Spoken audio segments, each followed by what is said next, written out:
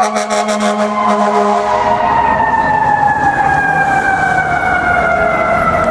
everyone, Irix Guy here. Just wanted to talk about what's the best dive watch. You may be in the market for a watch. You want to get something you can wear anywhere. That could be the pool, the hot tub, the ocean, while scuba diving. And you're wanting to get that piece that looks good in the office, looks good in the ocean, and you don't have to worry about leaking. So what should you look for in that watch? Now, you're going to look at something that's called ATM, Alpha Tango Mary.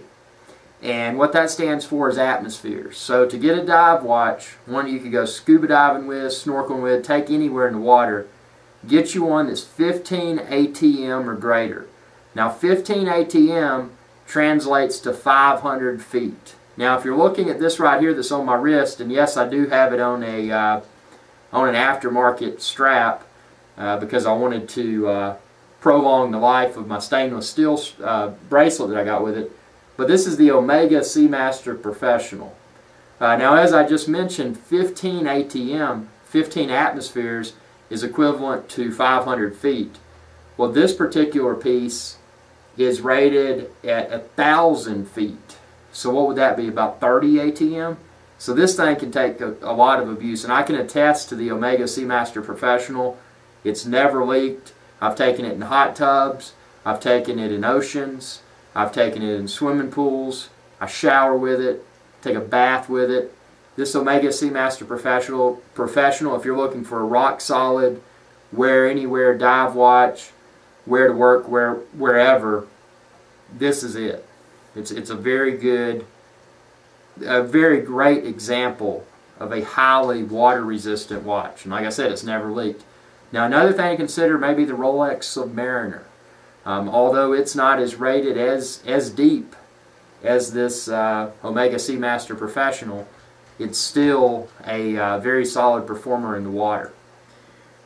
One thing you may want to avoid, and although I like this watch, now this is a Breitling Super Avenger, and it is rated for 300 meters. So it's actually rated the same as this Omega Seamaster, 300 meters, which would equate to 1,000 feet.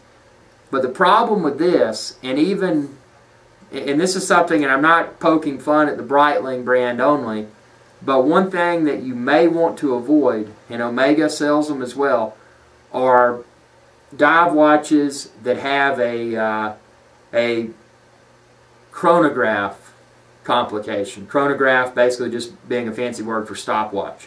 So if they have more than one, what this is called the crown, if they have buttons in addition to that, those are used to control the chronograph. And now the risk of that, and as you can see here on this Breitling Super Avenger, it has a chronograph complication. So it does have the two buttons above and below the crown.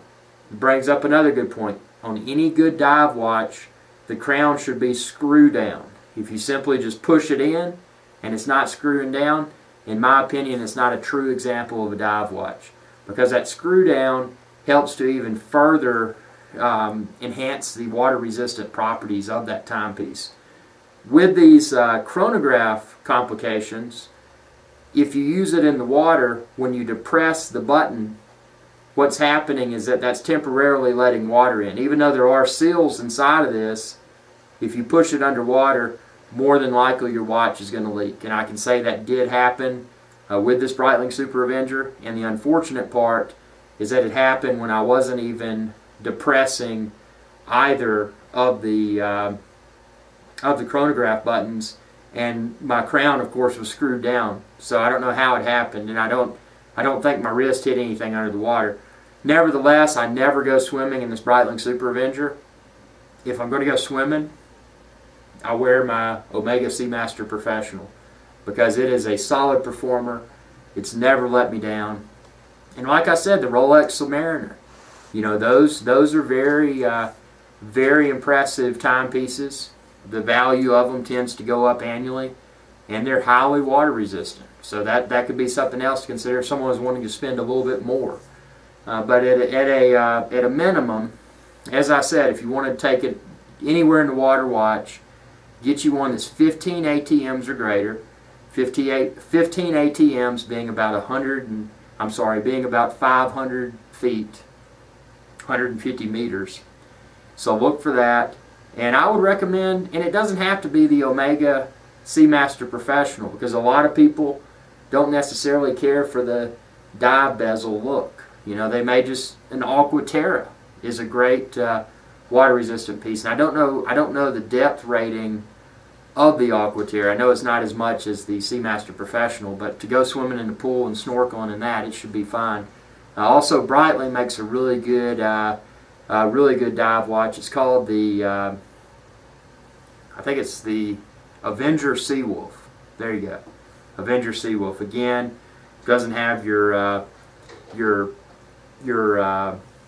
chronograph complication, so it doesn't have those buttons that they're susceptible to letting water in. So I hope you enjoy this video. Again, I'm not an expert. I collect watches. I do a lot of swimming, and I wanted to express from my experience what I would look for if I was going to pick up that Wear Anywhere watch. And again, I would just get the Omega Seamaster Professional, if not a Rolex Submariner, or anything that is 15 ATM or greater. Thanks for watching. Feel free to subscribe if you haven't already. It's youtube.com/IrixGuy. Y'all have a good day.